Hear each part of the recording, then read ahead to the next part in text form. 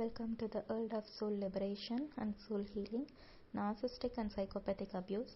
இந்த narcissistic and psychopathic abuse undergo பண்ணவங்க கண்டிப்பாக வந்துட்டு ரொம்ப ஒரு கன்ஃபியூஷன், மன உளைச்சல் எல்லாத்துக்குமே ஆளாயிருப்பாங்க. ஏன்னா அந்த அளவுக்கு போட்டு உங்கள் மைண்டை கன்ஃபியூஸ் பண்ணி வச்சுருப்பாங்க. அதுலேருந்து வெளியே வரவே அவ்வளோ ஒரு இறக்க குணம் இல்லாமல் கன்ஃபியூஸ் பண்ணி வச்சுருப்பாங்க. அது வந்துட்டு உங்களை வந்துட்டு மென்டல், ஃபிசிக்கல், எமோஷ்னல், ஸ்பிரிச்சுவல் இப்படி எல்லா சைட்லேயுமே உங்களை பாதிக்கும். ஸோ வந்துட்டு அதுக்கான ஹீலிங் நம்ம எடுக்கணும். எப்படி எடுக்கிறதுனா, அதுக்கான கவுன்சிலிங், அவங்களோட நேச்சரை அனலைஸ் பண்ணி அதை புரிஞ்சுக்கிட்டு நம்ம செல்ஃப் கில்ட்லேருந்து வெளியே வர்றது, நம்ம வந்துட்டு செல்ஃப் கான்ஃபிடென்ஸ் அவங்க பிரேக் பண்ணதை எல்லாமே ஹீல் பண்ணி நம்ம சரியாக தான் இருக்கோம். ஸோ அப்படி வந்துட்டு நம்ம ஹீல் ஆகிறது தான் உண்மையான ஹீலிங். அதுக்கு தகுந்த மாதிரி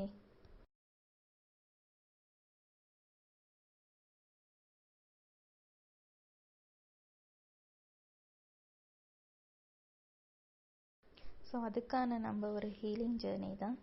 அதோட எஃபெக்ட் என்னென்னலாம் நம்ம உடம்புலையும் மனசுலையும் காஸ் பண்ணியிருக்கு, ஸ்பிரிச்சுவலாகவும் எந்த லெவலில் எஃபெக்ட் பண்ணியிருக்கு, அதுலேருந்து எப்படி ஹீல் ஆகலாம், அதை பற்றி தான் நம்ம இந்த வீடியோவில் தெளிவாக டிஸ்கஸ் பண்ண போகிறோம். சரிங்களா? ஓகே. இப்போ வந்துட்டு நார்சிஸ்டிக் அண்ட் சைக்கோபேத்திக் அப்யூஸால் நம்ம பாதிக்கப்பட்டிருக்கோம். சரிங்களா? இப்போ பாதிக்கப்பட்டாச்சு. ஃபஸ்ட்டு இதை நம்புறதுக்கே நம்மளுக்கு வந்துட்டு உண்மையாலுமே நம்ம பாதிக்கப்பட்டிருக்கோமா அந்த மாதிரிலாம் டவுட் இருக்கும். ஓகேங்களா? அதை கன்ஃபார்ம் பண்ணிவிட்டு அதுக்கான சைன்ஸ் அண்ட் சிம்டம்ஸ், அதுக்கான சைடு எஃபெக்ட்ஸான, இப்போ ஒரு மருந்து எடுத்துக்கிட்டால் எப்படி அதுக்கான சைடு எஃபெக்ட்ஸ் இருக்கும், அது நல்லதே காசு பண்ணாலும் அதே மாதிரி ஒவ்வொன்றிலையும் ஒரு சில சைடு எஃபெக்ட்ஸ் இருக்கும்ல. ஸோ அந்த மாதிரி இவங்க இந்த ஒரு அப்நார்மலான பர்சனாலிட்டி உள்ள மனுஷன் கூட வாழ்கிறனால என்னென்ன சைடு எஃபெக்ட்ஸ் நம்ம மென்டலி அண்ட் ஃபிசிக்கலி அதை வந்துட்டு நம்ம பார்க்க போகிறோம். நம்ம மென்டலி உணர்கிற அளவுக்கு வந்துட்டு நம்ம சீக்கிரமாகவே உணர மாட்டோம்.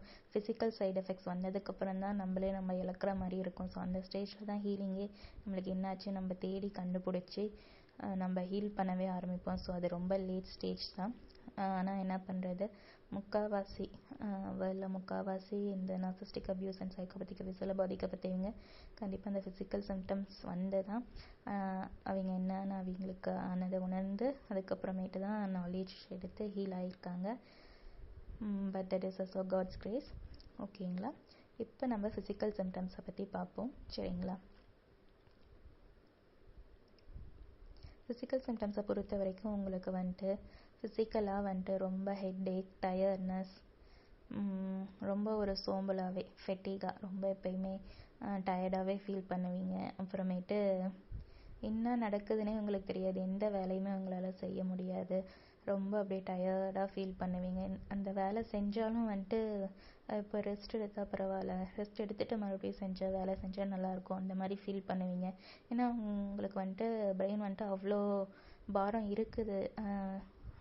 அதனால் அதை ரிலீஸ் பண்ண முடியாமல், ஃப்ரீயாக வச்சுக்க முடியாமல் அந்த ஒரு அழுத்தம் உடம்புலையும் தாக்கத்தை ஏற்படுத்தி உங்களுக்கு வந்துட்டு அவ்வளோ டயர்டாக, அது பேர் லேசினஸ் கிடையாது. லேசினஸ்னால் எந்த வேலையும் செய்யாமல் வெட்டியாக இருந்துட்டு சும்மா டைம் ஓட்டிகிட்டு கடத்திட்டு போகிறது. ஆனால் உங்களுக்கு இருக்கிறது லேசினஸ் இல்லை. நீங்கள் செய்யணும்னு லேசினஸாக இருக்கவங்க செய்யணும்னு நினைக்க கூட மாட்டாங்க, டைம் எப்படியாவது ஓடினா போதும் மாதிரி இருப்பாங்க. ஆனால் நீங்கள் லேசினஸாக இல்லை, நீங்கள் செய்யணும்னு நினச்சாலும் உங்கள் உடம்பு வந்துட்டு அதால் எந்திரிக்க முடியாது. உங்கள் உடம்பை நீங்களே தூக்கிறதுக்கு ரொம்ப கஷ்டப்படுவீங்க. அந்த அளவுக்கு ஒரு டயர்ட்னஸ் இருக்கும். அது ஏனே தெரியாது. ஏன்னா அதுதான் நார்சிஸ்ட் அண்ட் சைக்கோபேத்ஸ் வந்துட்டு ஃபஸ்ட்டு எங்கே அஃபெக்ட் பண்ணுறாங்க, நம்மளோட தாட் ப்ராசஸ் அஃபெக்ட் பண்ணுறாங்க. ஏன்னா அவங்க பேசுகிறது இல்லாத தானே நம்மளுக்கு பாதிப்பு வருது. சரிங்களா?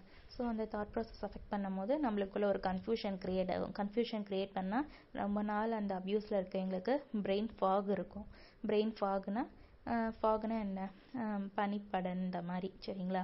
பிரெயின் வந்துட்டு தெளிவாக யோசிக்க முடியாதனால அந்த பனிப்படர்ந்தனால ஒரு பிரெயினுக்கு வர கன்ஃபியூஷன் தான் பாரம், தலைவலியாக காலையில் எழுந்திரிச்சோன்னே உங்களுக்கு அவ்வளோ ஒரு பாரமாக, அவ்வளோ ஒரு வெயிட்டாக ஃபீல் ஆகும். சரிங்களா? இதுக்கு வந்துட்டு இது வந்துட்டு உங்களோட, நீங்கள் படிக்கிறீங்கன்னா படிக்கிறதுலேயும் ஒரு இன்ட்ரெஸ்ட் இல்லாமல் அது ஓவர் பேர்டனாக உங்களுக்கு தெரியும். சின்ன வேலை கூட செய்ய முடியாது. அந்த மாதிரி படிக்கிறதுல இப்போ ஒர்க் பண்ணுறீங்களா இருந்தால் ஒர்க்கில் டென்ஷன் எல்லாமே பரபரப்பாக செய்வீங்க, அது ப்ராப்பராக செய்ய முடியாது, எல்லாமே மறதியாகும். ஏன்னா உங்களுக்கு நிறையா ஹீப்பப் ஆகுறனால பிரெயினில் வந்துட்டு நிறையா போட்டு நீங்கள் துணிச்சு வச்சுருக்கனால, அதாவது நீங்கள் துணிக்கல அவங்க துணிச்சனால உங்களுக்கு ஏற்பட்ட அந்த கன்ஃபியூஷனில் உங்களுக்கு வந்துட்டு எதை ஞாபகம் வச்சுக்கிறது எதை தள்ளி விடுறதுன்னு பிரெயினுக்கு அது தெரியாதனால அது வந்துட்டு அந்த மறதியை க்ரியேட் ஆகுது. ஏன்னா வந்துட்டு நம்ம ஒரு ரிலாக்ஸ்டான ஸ்டேட்டில் இருக்கும் போது மைண்டு வந்துட்டு நல்லா ஃப்ரீயாக தெளிவாக வேலை செய்யும்.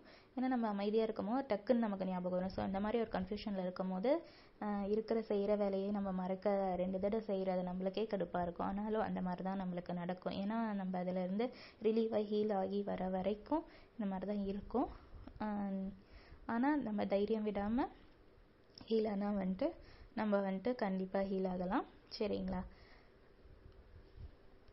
ஸோ இது வந்துட்டு ஒர்க்கு இப்போ படிக்கிறவங்களா இருந்தால் படிக்கிறவங்களுக்கு எந்த அளவுக்கு பாதிப்பு ஏற்படுத்தும் அதை சொல்லிட்டோம். அடுத்து வந்துட்டு ஸ்பிரிச்சுவலாக நீங்கள் என்ன தான் மெடிடேஷன் பண்ணாலும் வந்துட்டு அப்போதைக்கு நிம்மதியாக பீஸாக இருக்க மாதிரி இருக்கும். அது என்ன ஆனால் நீங்கள் நிம்மதியாக இருக்க மாதிரி தோணும் அவங்கக்கிட்ட பேசும்போது சரி பரவாயில்ல இது ஒன்றும் மன்னிச்சு விட்டுருவேன் அந்த மாதிரி. ஆனால் அவங்க ரிப்பீட்டடாக அதே பேட்டர்ன் தான் ஃபாலோ பண்ணிகிட்ருக்காங்க. அப்போ அதுதான் உண்மையான நிரந்தரமான சொல்யூஷனாக கிடையாது. ஸோ நீங்கள் அங்கே பீஸை எப்பயுமே மெயின்டைன் பண்ணிகிட்டு இருந்தீங்க, அவங்க அங்கே ரெஸ்பான்சிபிலிட்டி எடுத்துக்காமல் அதையே திருப்பி பண்ணிகிட்டு இருந்தாங்கன்னா அங்கே எப்படி பீஸ் உருவாகும்? பீஸ்னால் 2 சைடும் இருக்கணும், அப்போ தான் அங்கே பீஸ் உருவாகும். ஸோ அப்போ அங்கே என்ன பிரயோஜனம்? கிடையாதுல்ல. ஸோ வந்துட்டு இது வந்துட்டு மெடிடேஷன் மட்டும் சொல்யூஷன் கிடையாது. இப்போ நீங்கள் புரிஞ்சிருப்பீங்க. ஏன்னா வந்துட்டு இதில் வந்து ஒவ்வொரு ஸ்டெப்பாக நம்ம ஹீல் ஆகுறது இன்னர் ஹீலிங் தான் நமக்கு இதில் இம்பார்ட்டன்ட்னு இது மூலமாக நம்ம உணரலாம். சரிங்களா?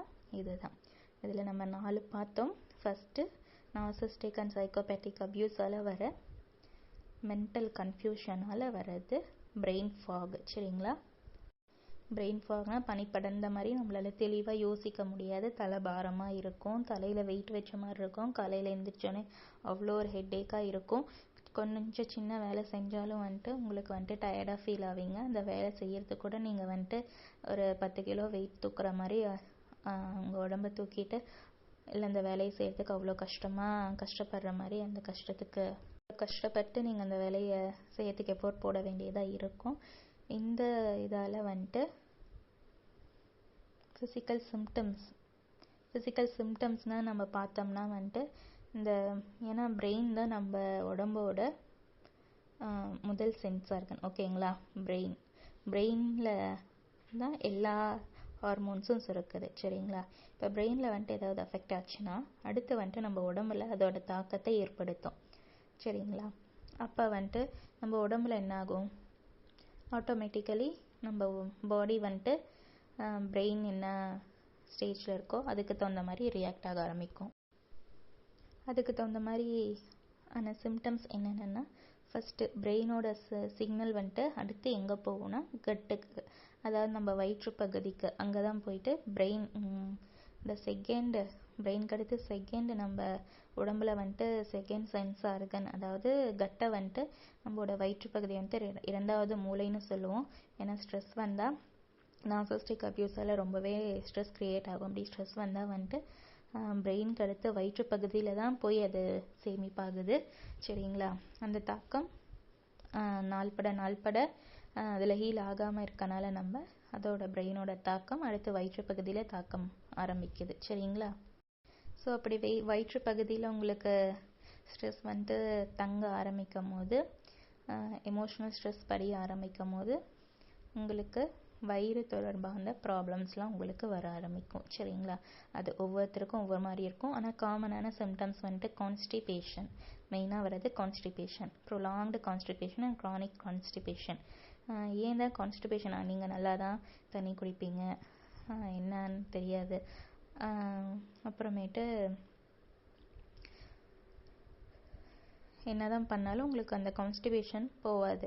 ஏன்னா அந்தளவுக்கு ஸ்ட்ரெஸ் வந்துட்டு ஸ்டொமக்கில் தங்கி இருக்கனால வந்துட்டு அதை எப்படி வெளியே கொண்டு வரதுன்னு நமக்கு தெரியாது. அதனால் அந்த ப்ரொலாங்டு கான்ஸ்டிபேஷன் இருக்கும். சரிங்களா? அடுத்து இதில் கட் ப்ராப்ளம்ஸ் இன்க்ளூட் பண்ணி அடுத்து வந்துட்டு 3வதாக பாதிக்கப்படுறது வந்துட்டு நம்மளோட இயற்கை உறுப்புகள், அதாவது ஃபீமேல்ஸ்க்கு வந்து யூட்ரஸ் இருக்க மாதிரி அந்த கர்ப்பப்பையில் பாதிப்பு ஏற்படும். ரொம்ப ப்ரோலாங்டாக இருக்கப்ப சில பேர்த்து கேன்சர் அந்த மாதிரி ஒரு 20 to 30 years அந்த க்ரானிக் அப்யூஸில் இருந்தவங்க அவங்க ஹிஸ்ட்ரிலாம் எடுக்கும் போது கேன்சர் வரைக்கும் கூட போயிருக்கு. ஆனால் ஸ்டார்டிங்லேயே நம்ம கொஞ்சம் ஓரளவுக்கு மேனேஜ் பண்ணிக்கிட்டோம்னா, இந்த மாதிரி கான்ஸ்டிபேஷன் வர்றதை நம்ம தெரிஞ்சுக்கிட்டோம்னா நம்ம முன்னாடியே ஏர்லியராகவே ஹீலிங் ஆரம்பிச்சிடலாம். இப்போ யூட்ரஸ் பொறுத்த வரைக்கும் ஃபீமேலாக இருந்தால் அவங்களுக்கு மென்ஸ்ட்ரல் சைக்கிள் ரொம்பவே பாதிக்கப்படும். ஏன்னா ஸ்ட்ரெஸ்ஸில் ஹார்மோன்ஸ் லெவல் ரொம்ப தாறுமாறாக இருக்கும். கண்டிப்பாக மென்ஸ்ட்ரல் சைக்கிள் ரொம்பவே டிஸ்டர்ப் ஆகும். சரிங்களா?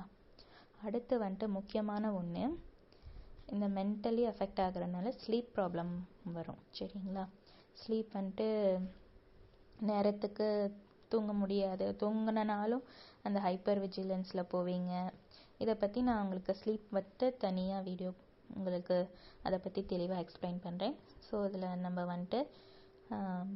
மென்டலில் நம்ம எப்படி அப்யூஸ் ஆகிருக்கோம், ஃபிசிக்கலாக அதால் என்னென்ன நம்ம பாடி ரியாக்ட் ஆகிருக்கு, அப்யூஸ்னால ஃபிசிக்கல் அப்யூஸும் நடந்திருக்கு. அடுத்து அதனால் நம்ம ஒர்க்கில் நம்ம எந்த அளவுக்கு அஃபெக்ட் ஆகிருக்கோம், நம்ம செய்கிற ஒவ்வொரு ஒர்க்லேயும் அவங்க எந்த பாதிப்பை ஏற்படுத்துகிறாங்க, நம்மளோட லைஃப்பில் அடுத்தடுத்த ஸ்டெப்பு போகாமல் ஏன் பின்தங்கி இருக்கும், அதனால் நம்மளோட ஜாப் எப்படி அஃபெக்ட் ஆகுது, அதுவும் நம்ம பார்த்தோம். ஸோ ஸ்பிரிச்சுவலாகவும் நம்ம பார்த்தோம். ஏன்னா ஸ்பிரிச்சுவல்னாவே ஒரு இன்ட்யூஷன் தெளிவு. இங்கே இன்ட்யூஷன் தெளிவே அடிப்படுறனால தான் நம்ம கன்ஃபியூஷன்லேயே போகிறோம், நம்மளுக்கு பிரெயின் ஃபாக் வருது. அதனால தான் ஃபிசிக்கல் சிம்டம்ஸே நமக்கு அதை உணர்த்தி இதுலேருந்து நீ வெளியே வரணும்னு, அதுவே ஒரு ஸ்பிரிச்சுவல் சைன் தான். ஆனால் நம்ம மெடிடேஷன் மட்டும் பண்ணினா பத்தாது. மெடிடேஷன் இஸ்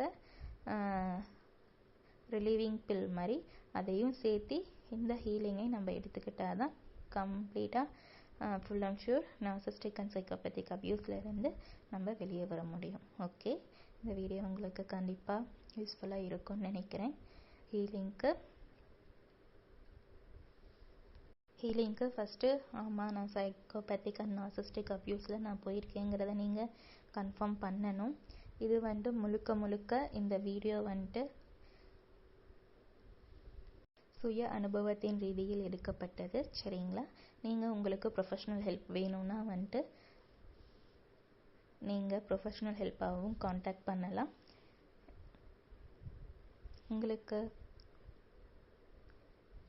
இந்த மாதிரி experienced narcissistic and psychopathic abuse experience ஆனவங்கிட்டேருந்து அதுக்கு எப்படி வெளியே வரணும், சொல்யூஷன்ஸ் அண்டு நான் அதில் அஃபெக்ட் ஆகிருக்கேனான்னு தெரிஞ்சுக்க நீங்கள் கவுன்சிலிங் எடுத்துக்கலாம், அதிலேருந்து வெளியே வரலாம். சரிங்களா? This is a long process and slow healing journey, and with the confidence you can heal it. Thank you.